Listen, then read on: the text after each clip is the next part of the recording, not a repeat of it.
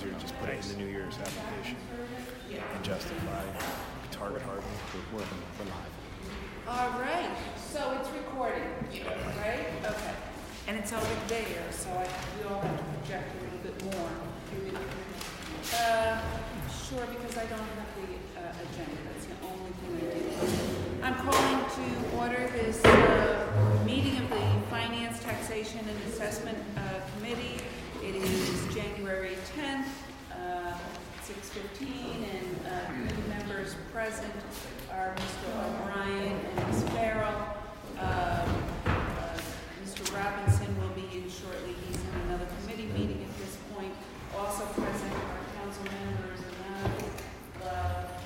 Cohen. Ms. Rizzo has joined us again. We have 6 bonding ordinances that we're considering today from the fire department, the recreation department, and the police department. The police department has 4 bonding ordinances that they've requested us to act on, and 2 of those were discussed at our last meeting. I brought them up first because they sat through the last meeting, thinking that these were also on the agenda, but they were not. So the first ordinance that I want to discuss is ordinance 54.122.18, and this is $1.128 million for APD surveillance system. We had some discussion about this at the October 30th meeting with the APD, and one of the questions that came up that the council members raised was, how does this relate to the smart nodes and the camera system? And that was one of the things that we've been asking for information on. We have with us Lieutenant Jones and also Mr. Spencer. I appreciate you taking the time to be here to help us clarify this. And also Mr. Trudeau is here. We will be discussing traffic engineering vehicle requests. So with that, Mr. Jones, I'd like to turn it over to you. You did provide us with an overview of this system. You don't need to repeat the whole thing, but I want to give you an opportunity to talk a little bit about this. You are new to this position since we had our October 30th meeting, so I appreciate you being here, and I'll turn the floor over to you. Thank you very much. So I think the council was already provided with the basic specs that we intend to use to enhance our current camera system, which is provided by a vendor named Intervid, just so you know what I'm referencing. Our camera system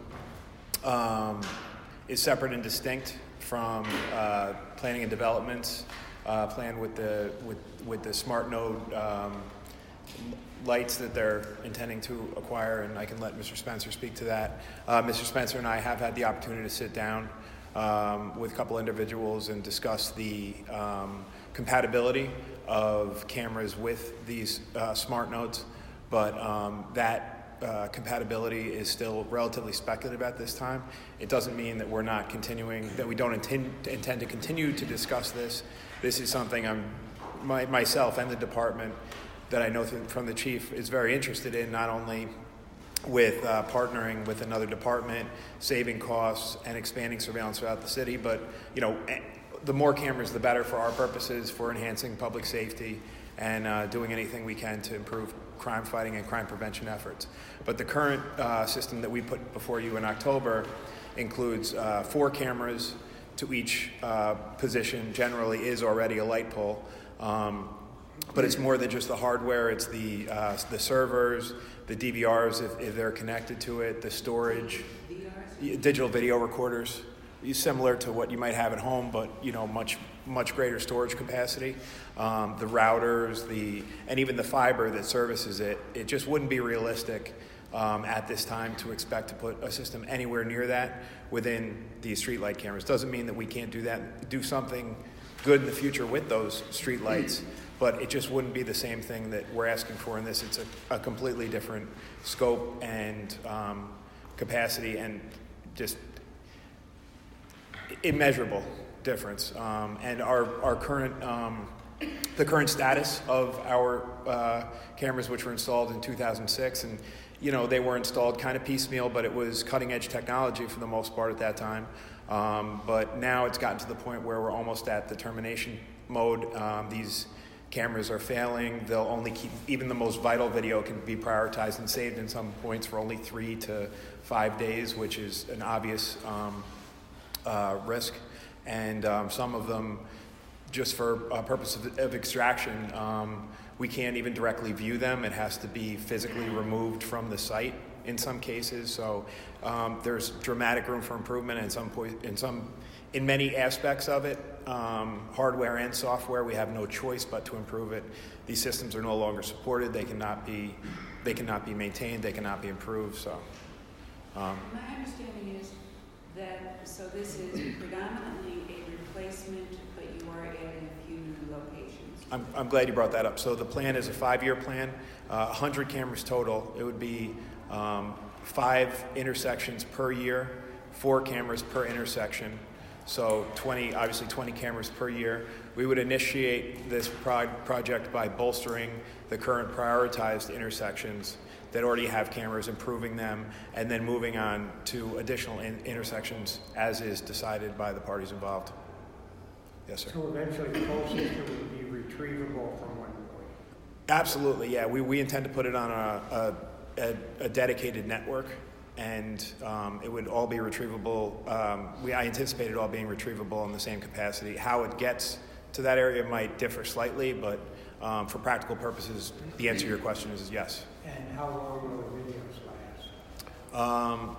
I can't say right now, but a minimum of 30. I mean, a bare minimum of 30 days, just on the independent server before they bounce back, and then that's not it. It's beyond that. It's we take them off and preserve them. But I mean, we'd be looking more along the lines of 90 days, and then also we're looking into shared databases so that we don't have to share these recordings on thumb drives or discs. I mean, discs are pretty much extinct at this point, and they don't even really hold the capacity to store a lot of the video we have. So that speculatively, I'm thinking more along the lines of 90 days. I can't answer that definitively right now, but that's a main part of our project. Yeah.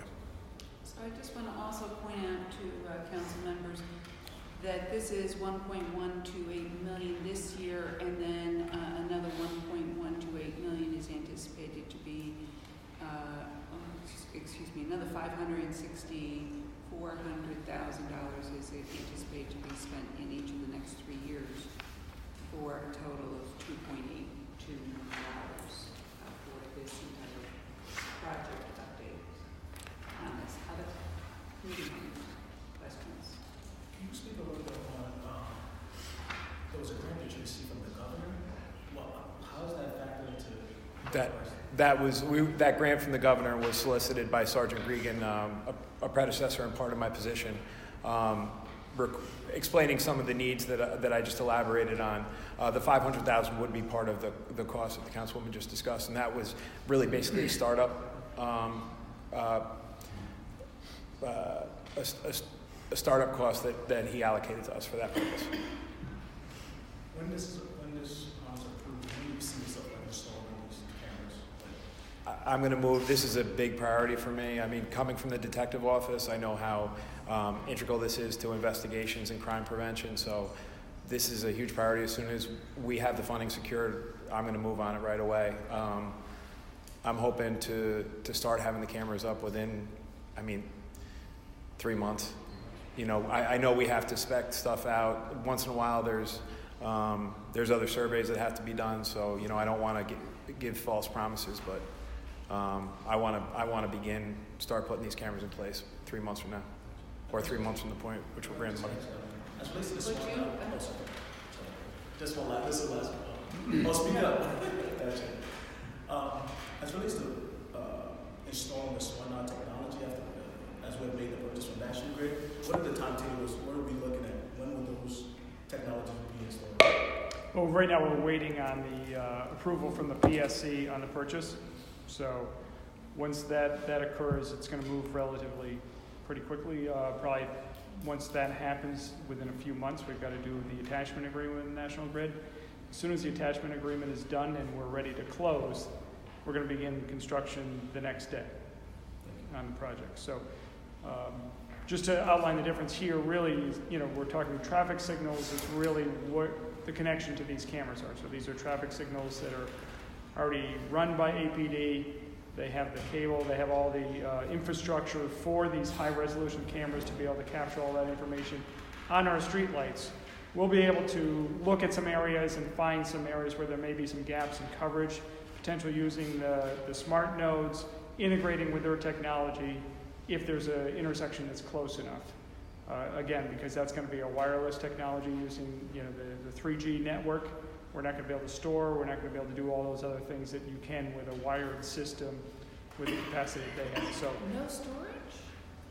not on the streetlight, no. All right. But again, it would be looking at the communication between an existing streetlight location and one of the traffic signal locations where those cameras would be. So it would be getting that signal over there. But again, based on the resolutions that they use and the amount of data that it's collecting, there's no way that can be stored within the streetlight nodes. Thank you. So, but we did look at the compatibility.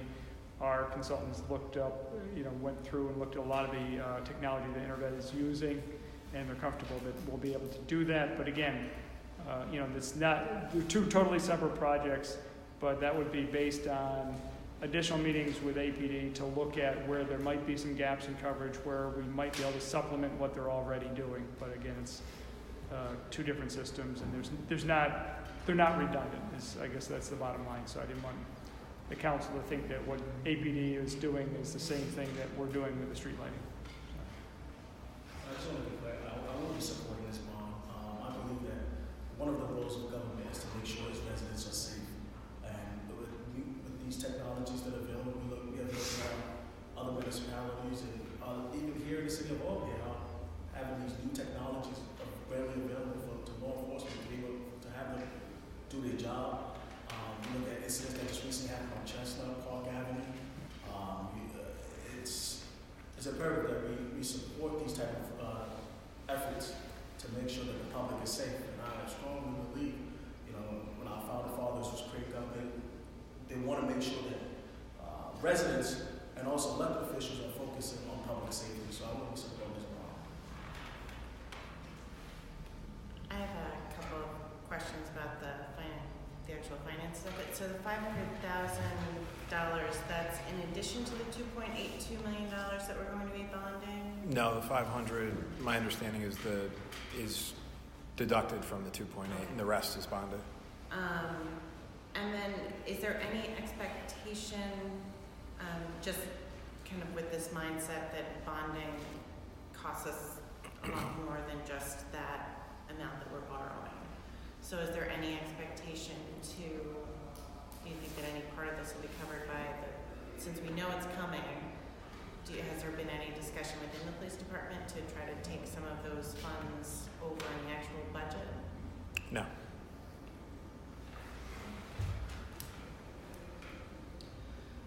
So I am going to want you to get clarification about that $500,000 because currently for the 5-year plan we're showing it all in the $2.8 million all in borrowing. Yeah, it is. 2.8 is the total surveillance. 2.820 is the total surveillance system upgrade and warranty through 5 years. That would be minus the 500,000.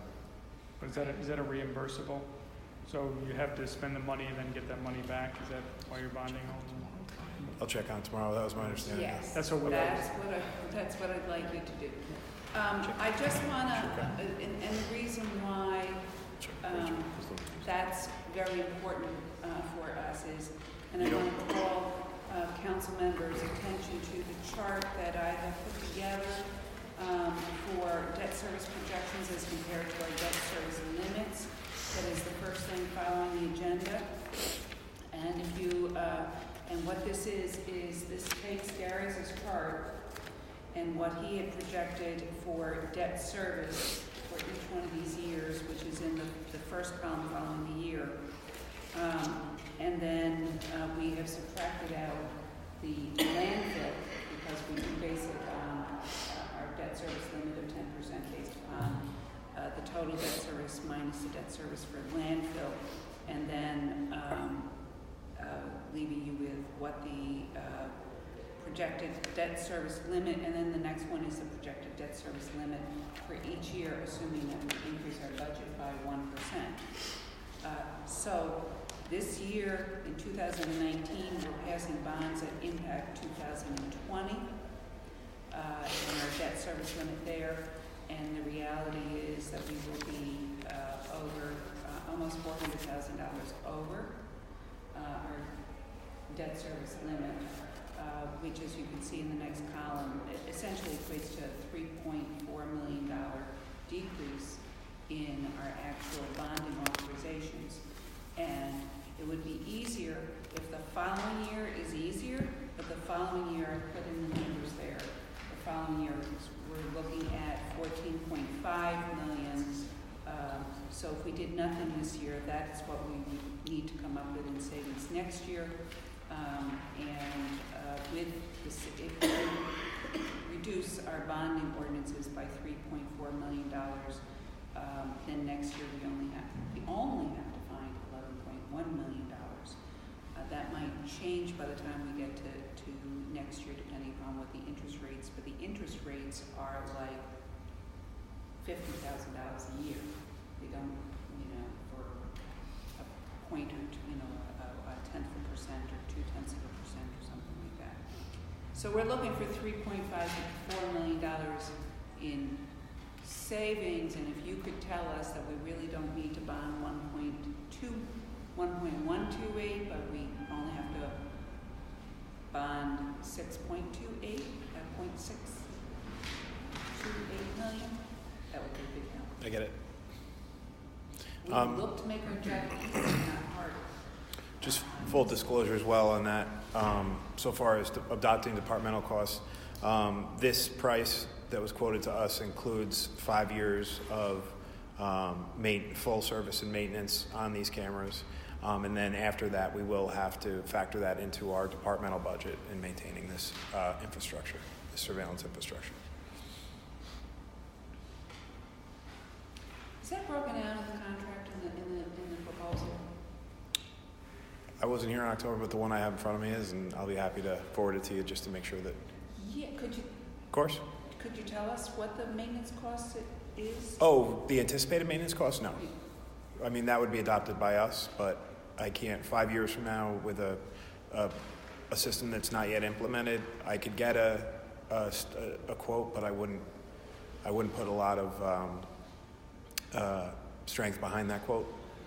I mean, it's 5 years out anticipated on something we don't even remotely have, and these costs change rapidly. So. But you're just telling me that we're looking to borrow for maintenance costs, which is arguably an operating cost.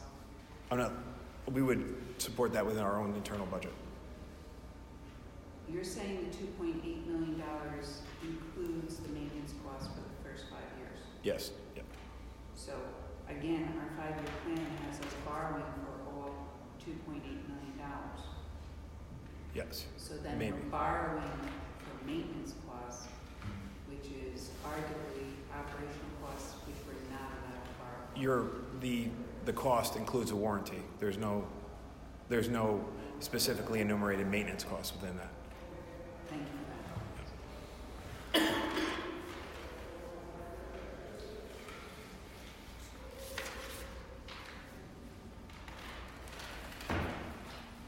Any other questions from council? Sure. I've worked at the University of Network Engineering, and we put cameras in. They've been very successful. The cameras themselves will last over the years. It's what you really got to look at, and just giving you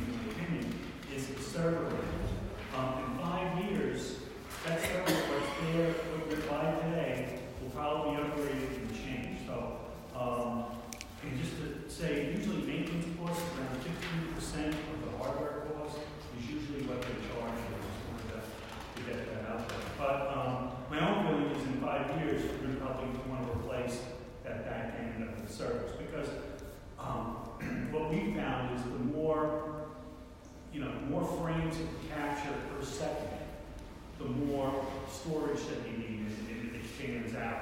And to be really reliable and useful, you have to have it.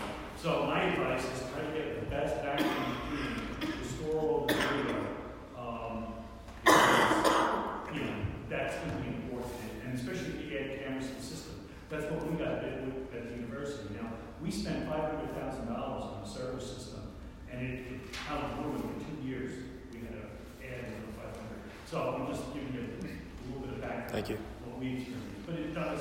It's helped with crime on campus. It's not necessarily that the cameras are capturing stuff, but that people know that we have cameras there, and it's really cut down on crime. So I think it's useful. How many cameras? We have over 100 now, and it's a lot. We have 2 campuses. We only have 2 campuses actually done. But we're looking to increase it. It's definitely helps with safety, and that's push the universities to. No, it's a private campus. It's a different zone foundation. Other comments from council members? Questions? All right, so that's it for that particular bond ordinance, and now we're going to focus on traffic engineering. Hello. You gentlemen Have a good evening. are excused, and thank you very much for taking the time to be here. Thank you very much. And I apologize for the delay and No for worries. the miscommunication and having to be here the other day. No worries. This is not on Thank the you. agenda, but now we're straight. Please do get me that. And copy Jared and Michelle. If you don't have your numbers, just remind them. All right. Mr. Trudeau. Yes, ma'am. So now this is bonding ordinance for the record. This is bonding ordinance 56.122.18, which is $375,000 for vehicles. This is not for squad vehicles or command staff, but this is for traffic engineering. We have been provided with a brief summary regarding 3 vehicles, 2 of them costing $110,000 and 1 of them costing $55,000. And I will note that Mr. Robinson is joining us. Thank you very much for being here. Michelle, where's Michelle? Oh, does she have materials for? Oh, for Mr. Robinson.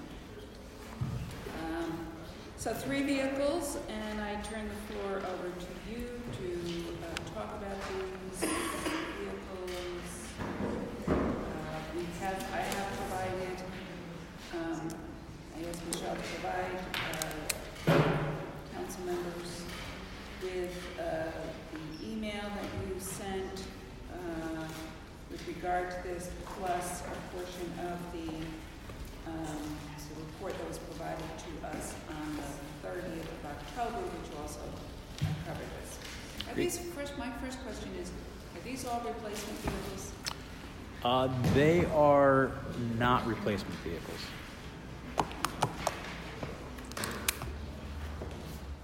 I'm sorry, the pickup is a replacement vehicle. My apologies.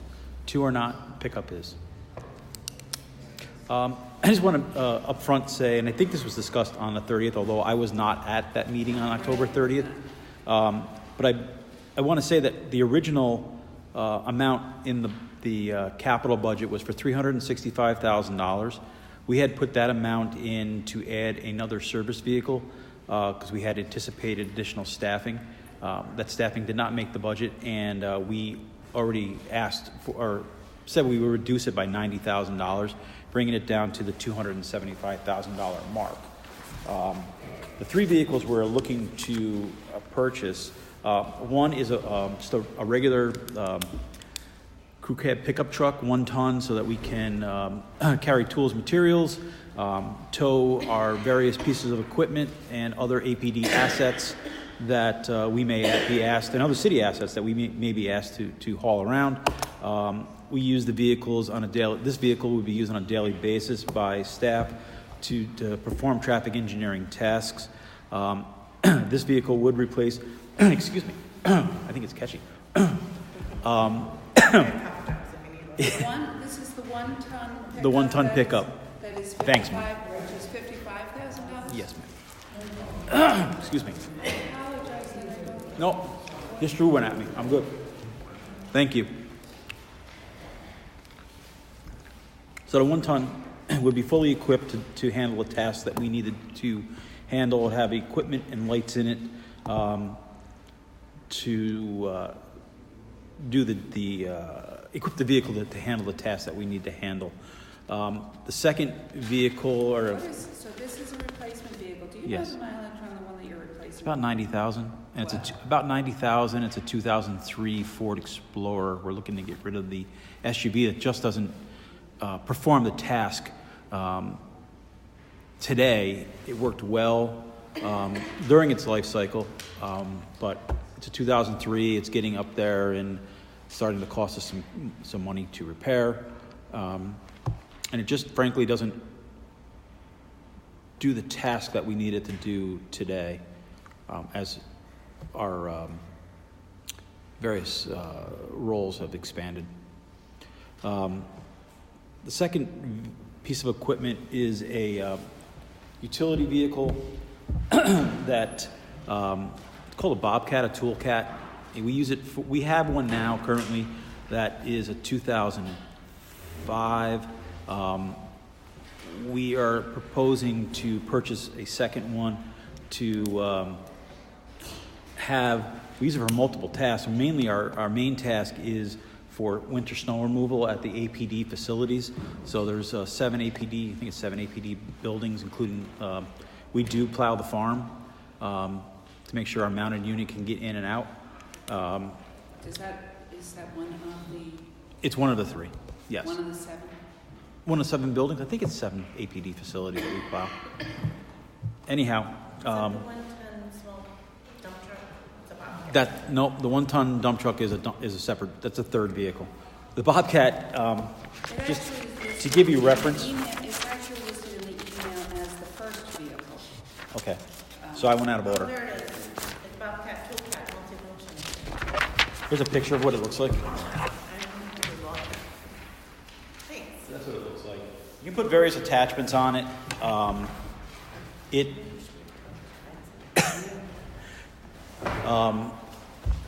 The one we have now has certainly gone through its life. It has several thousand hours on it, and it breaks down.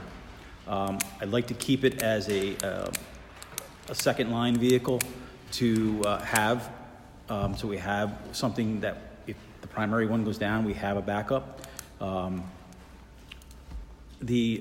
We'd like to buy attachments. Some of the ones are shown on that picture as well with the vehicle, and we can get this under the GSA contract. It's available on that, and we can purchase off of that particular contract. It's quite the useful tool. Not only do we use it for winter, but we use it to load and unload deliveries as they come in, and other tasks. It's been used down at the farm for multiple tasks in supporting the APD mounted unit. Quite a good piece of equipment. So what's the cost of each of these first 2 items? The pickup is $55, and the estimated cost for the tool cap plus the attachments is $110,000. Including the attachment? Yes, sir. And then I'm going to describe this as a third vehicle, but the 1 ton dump really is just that, but it's a. I got another set of pictures here for you. It becomes a multi-purpose piece of equipment, and they're all illustrative. It's one vehicle. I just printed out a bunch of pictures. It is again another vehicle that would be used year round. Snow plowing, salting the APD facilities. We also can use it to haul equipment, pallets of materials in the summertime when we're putting pavement markings down, sign material, etc. APD currently does not have a vehicle like this. We've tried to share with other departments, but other departments have their own uses for their vehicles, and we may or may not be able to use, borrow, or whatever. So we'd like to purchase our own and have it in our fleet to do the tasks that we need to do with it. And then how much? 110 as well. So Estimated. what struck me about this is, in the narrative that we were provided back in October, and again, is that all three vehicles are focused on clearing snow for APD facilities. There's 7 facilities, and we're talking about $275,000. And it strikes me as we have with DGS, we have Parks and Rec, who's also doing clearing, as swappers and plows, etc. And considering what our fiscal situation is, the idea of purchasing new, to do this, what has been being done in the past, and why isn't that sufficient, and why do we need 3 vehicles to do snow plowing for 7 facilities? Snow plowing is one of the tasks. Again, each facility is a 24/7 APD facility. We try to clear our facilities as quickly as possible with the staff we have, while DGS and Parks and Recs are doing their tasks of cleaning the streets or cleaning the parks. We've had numerous discussions with various chiefs about having other departments do the clearing at the APD facilities, and not able to. DGS is clearing the streets. They may be able to get to us eventually, but in the meantime, we have public going into our buildings. We have staff coming in and going out of our buildings and our parking lots, trying to get our APD vehicles in and out of our parking lots. And we've been clearing our buildings now for almost my entire career. We've been doing this, and trying to do it a little more efficiently is why we've put these vehicles into the budget. They have other uses as well. While snow is a large, potentially 6 months of our year, we do intend to use these vehicles for other purposes, as was described earlier. We have other uses for it. Now, they will be used on a daily basis. While the tool cap may not get used every single day, it will get used for various tasks all year round. So while I did emphasize snow removal because each piece of equipment has some sort of snow removal attachment, that is not the only task that they would be used for. Committee members? Questions? Other councilmen? Yeah, I didn't have a chance to look up the Bobcat course. Mm-hmm. I just put a little low, around 20,000. I can get the broom, I can get the fork. The forks are like 800. The rotary broom is 12. It just seems high, the 110. Did you shop around, or is there a reason you went with? We looked at Bobcat because of its lifting capacity and the number of attachments that we can fit onto the vehicle. All the Bobcat attachments that Bobcat makes fits onto this piece of equipment. So if we had to rent something for a specific task, we could get that. Kubota is a good piece of equipment, but it's a little more on the lighter end. What kind of lifting capacity? 2,000 pounds, 3,000 pounds. So we're trying to move pallets of material or our steel poles when they come in for delivery. We unload them. Otherwise, we'd be looking at like DGS and Parks has the Toro tractors that you have put a brush on them and go. But we want to multitask with this piece of equipment. What type of horsepower are you? I knew you were going to ask me that. It's a diesel hydrostatic drive piece of equipment, and I don't remember the exact horsepower off the top of my head. But it's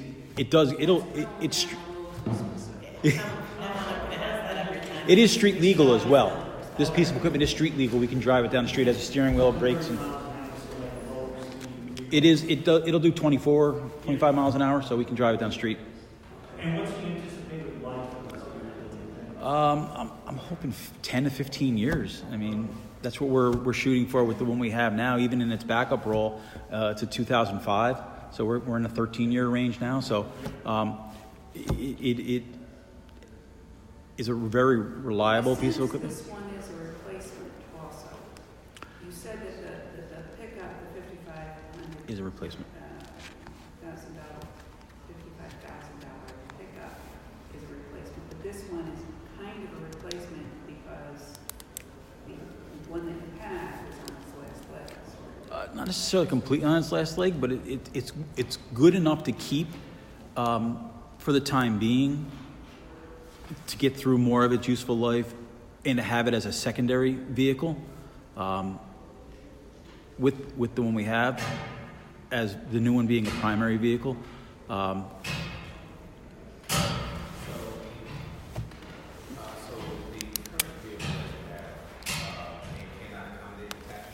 No, it can. It's had its own set of issues. It's got a rather interesting hole in the floor, and it's going. I mean, it's used with salt around it and things like that. It develops body issues, rot, and while it's good enough to keep, and it may be able to last another 3 or 4 years, 5 years, it's going to go eventually. And we'd like to keep it as a secondary vehicle, try to extend its life, and have it as a backup for if something happens to the primary vehicle, we're not down. We found that with the sidewalks, especially around the facilities, they're very tight. It's hard to get a larger piece of equipment on the sidewalk without doing a lot of damage. Certainly a salter we can get down the sidewalk because we're not plowing it, but this piece of equipment with either the snowblower attachment or the plow blade or the rotary brush, depending upon the volume of snow, it works much better at our facilities, going in and out of all of the obstacles on the sidewalk. Have you looked into trading value on it? I have not, but we would if that was a decision we wanted to make. But right now, our intent is to keep the vehicle as a backup.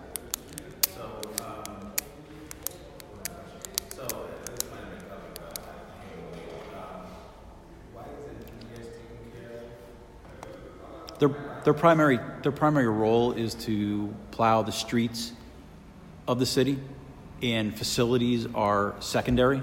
So APD takes care of our own facilities because we are open to the public. We have staff going in and out of our buildings, and we have staff that is able to do and has been doing it for a number of years.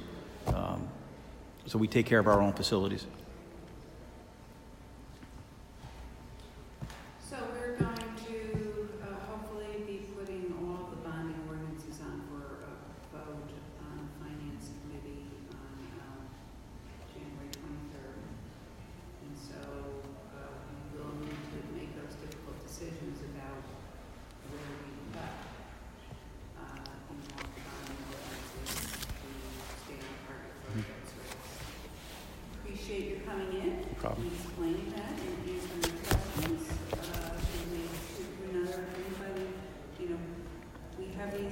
We're having these conversations. If people have follow-up questions afterwards, please shoot them to me and I'll make sure that we get the answers. Absolutely. We're going to bring up Parks and Rec, Mr. Atlas. Have a good evening. Thank you.